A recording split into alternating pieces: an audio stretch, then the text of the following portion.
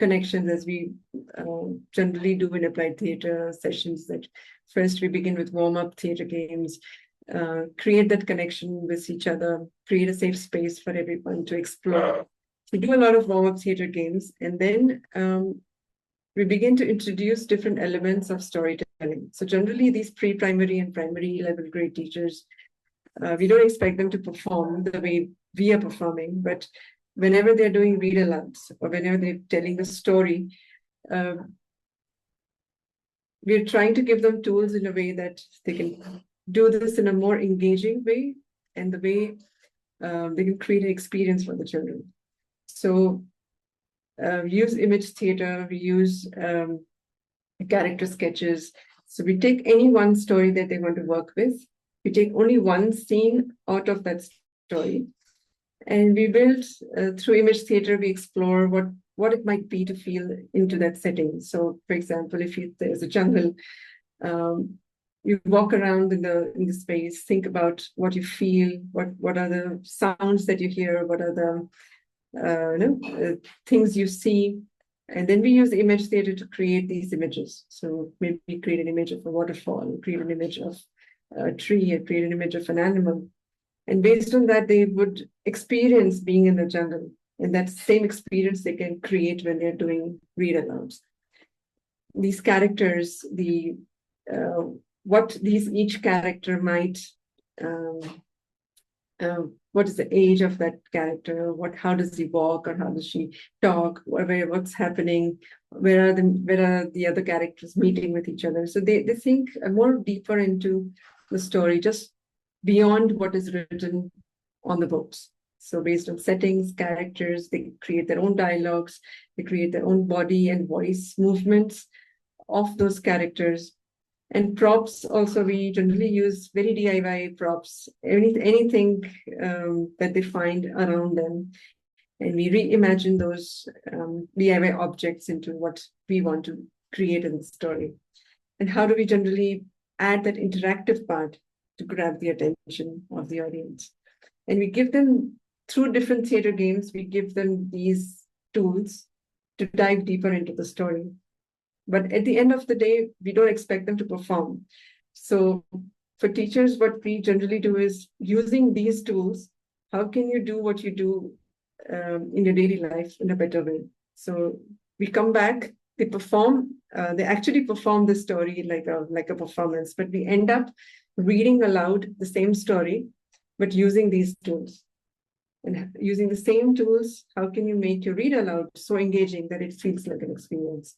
So that's basically the idea. And then we take them a little further into, how do you teach maths or science or social studies through story? So how do you connect these stories to the topic that you want to introduce to your children? And generally we wrap up the session with that.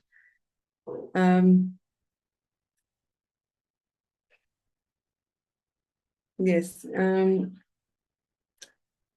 the purpose of beginning this entire journey was to bring theater to children. And we have been trying to balance our work in a way that we bring theater not only to children who can afford us, but also to those who cannot afford us. So we go to slums, we go to hospitals, we go to very rural communities. We work with schools with underprivileged backgrounds, and we take the same shows to those children as well. And it's very interesting to see how our performances, with the imagination that we have designed it, and how it works on the ground in different contexts, and how children from different contexts respond to the same experience in their own different ways. So it's really enjoyable to see how our work has a direct impact on the life of the children everywhere. We also have been experimenting with storytelling and these theatrical experiences for special learning needs children. Because it is very sensory in nature, very interactive in nature, it does really help them uh, um, even if they do not understand, or sometimes often do not have this complete understanding of the entire sequence of the story, there's so many things they take from that. And it was really surprising. I want to share this experience with you, that it's really surprising. This photo that I'm sharing here is the school where it's a government school for intellectually disabled children. And it's been 3 years that they have been teaching them how to draw a circle. Every day they go to school, they fill up a page making circles. Next day they come, they've forgotten what they've done yesterday. They start again. And it's been like that. Some children have been drawing circles for the last 3 years. And which is from the point we created the workshop, Hi, I Am a Circle, which I showed earlier to you. And after the storytelling session, with a lot of sensory props that we used, and we conducted 4 sessions in that sequence. After 1 month when we went there, they were like, yes, circle. And I was so happy that they remember that the same children who would not remember what they've done yesterday now remembers. Looking at me after a month saying circle. So there must be some levels of emotions that we touch when we work with theater, when we work with these tools, when we work with these sensory props with these children. So we've been experimenting with different workshops. We're still learning how to do it in a better way, but it's also another area that we're working for. One last video, what do you say? Yes, okay. Absolutely. Sorry if I'm taking too long, Kaustubh. No, probably then we need to curtail the question and answers. Okay, just last one, just 2 minutes. Yeah.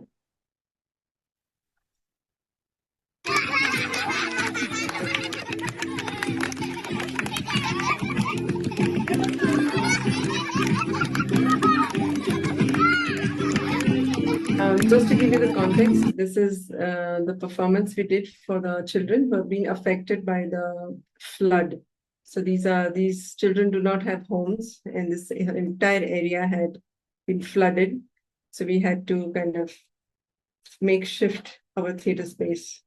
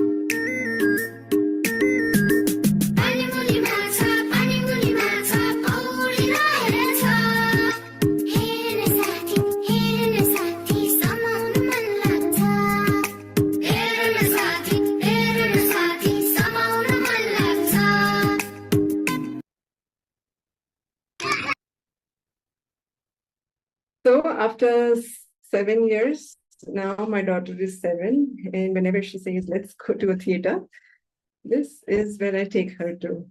So thank you very much, everyone, for this wonderful time and hearing me out. If you would like to follow me, we have a website, joyhousecollective.com. You can find this alligator on the Facebook, Instagram, TikTok. You can also connect with me on WhatsApp. So thank you very much, everyone. I will stop sharing now. Okay, thank you. Brilliant. Hats off, Bansari, hats off. An applaud from everyone, and you're actually making all of us proud, by the way you're working and actually transforming people, children especially. Fantastic. Brilliant. Okay. Sure. So first question I had in mind that why you're not around. Why you're so far. No, please call me. We travel everywhere around the No, world. absolutely, absolutely. We'll do that. We'll do that. Yes, Yeah. let's take a couple of questions. We have little time. Yes, Swati.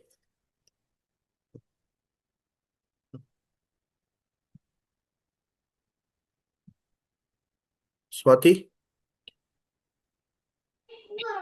Hi, Basuri. It was a wonderful, wonderful session. And I learned a lot, although I was also a little bit nostalgic because I also used to work with children before the pandemic. So, but I'd love to have the link or the songs at least. Because Right? I'm so sorry. For while both the songs were playing, my son was nearby. Oh, And okay. he remembered the tune. So he's all while he's playing, he's just humming the tune. Okay, I'll send you Yeah, this. thank you Those so all much. videos are on YouTube channel, so you can find. I'll share it in the Okay. group as well. Yeah, thank you so much. Okay, any questions? Comments, questions, suggestions. Yes, Hi, Deepa. Bakar. Thank you for that beautiful session. I was curious to know how do you do stories on voice? I was not able to imagine that. And if you could give a small demo, that'll really be very helpful. Stories on voice. So you mentioned a Which, couple of topics, right? Voice was one of the topics mentioned there. And that got me curious that how do we do storytelling for voice? yeah, I mean, I use voice modulations for storytelling during my storytelling. Voice is not a theme, Okay, but in our sessions, I use a lot of body and voice to understood. engage That the makes student. sense. Thank you. Yeah. Deepa? Deepa, yeah. Bansari, fantastic. Loved every bit of what you presented. I just had one question. You said in the fish story, when you said you did follow-up activity, which was art and craft, do you maintain a follow-up activity even if you're doing it with the teachers and with the special kids, or you just take understanding of what is the audience and then decide when you have to do the follow-up activity, or is it a ritual in all your presentations? Yeah, no, it's more contextual. So Okay. we take the context in. Sometimes we don't do follow-up activity if there is no time for it. Okay. Sometimes schools give us only 45 minutes to 1 hour. Then we give, but in those cases, we give out those templates to teachers that you do it in classrooms, but you do it. Okay. So even if you don't do it with us. With special learning needs, it's completely customized based on the children's context. Yeah. Thank you. Thank you for sharing. Thanks. Divya? Hi, I had a question. You said there are annual learning that you do with the children. Also with the teachers, would you get the annual kind of thing, or it's a one-odd workshop for the teachers? Well, so far we are in a situation where we are still convincing the schools that really this is very interesting. It's very important for you in your school. So please pay for it and please invite me again and again. So we are still in that process of, building the demand for what I'm doing. So we haven't yet come to the point where we do a annual teachers program. But Yeah. what we have started this year is that we do 5 to 6 sessions a year for the children, where the great teachers are also involved because otherwise they are always there. So at the end of these 6 sessions, we do a teachers training program for them. So they've already have the understanding of format of our they've already learned quite a lot by being there, by observing. And then we do a Would it be one-time right to training say that program. when teachers are involved, it gets more customized and you get to know the group better? Yeah. Yes, definitely. And it's also we need them to control the children. Yeah, crowd control. Thank you. Yeah. Yes, Ananya? Yeah. Thank you. Hi, Bansari. It was wonderful session. My heart is so full to know about all wonderful things that you do. I do not have any question, but it gave all of us a new dimension of the possibilities of theater in education. What all things you can do. I think you did every bit of it. You are doing it. Thank you. We to your session and start following you. Thank you. Thank you so much. Yes. Devjani, you're on mute. You're Bansari or Bansuri or Bansri? How should I pronounce? Well, the meaning is Bansuri. Bansuri, but my name is Bansari. So in Bansari. Gujarati, because I'm Gujarati, Bansuri is called And Bansari. So Bansari. Bansuri. And you are working now. Which area are you working? Like, where are you based now, Kathmandu. currently? Oh, Kathmandu, Nepal. okay. Yeah, I've been there for 7 or 8 years. Yeah, Devjani, I need to hold here. Any questions? Because we are running. Yes. Yeah. Yeah. Because I'm also practicing storytelling for last 14 years. So, yes, other than art and craft activities, what follow-up activities do you do?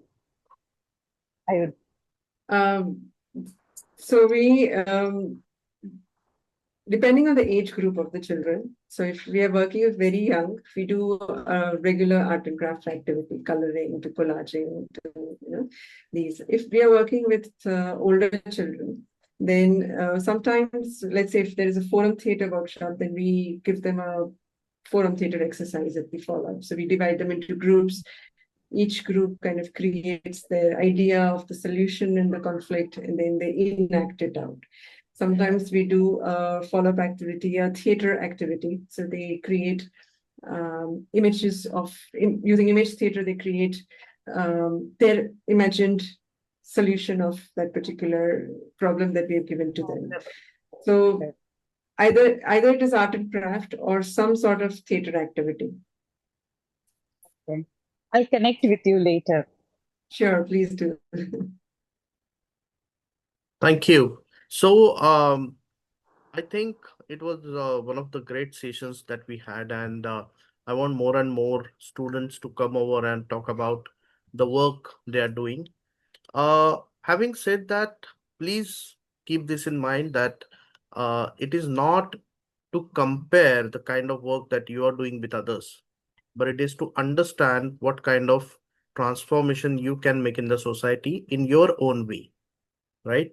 So in today's presentation, I found some of the very important things which I think which is a core of applied theater, where you have completely picked it up, Bansari. Very first thing is when you said no moral, but connection is required. And I think this is one of the key factors where a lot of practitioners are missing it. They always try to give gyan. Okay, it's not necessary. It's there. People will take it. Students will take it. It depends on how we design, how we involve, right? How we engage them. And you have devised fantastic ways to engage them. Uh, through this session, what I also learned is not only how to do it, but how to think. And I think that is another important thing. When you have tools and techniques in hands, you also need to take efforts to understand how to think, to design, how to think what to tell, how to think what topic to choose. And I think that is the most important thing that you have done. Brilliant, fantastic job. And I'm very proud of you.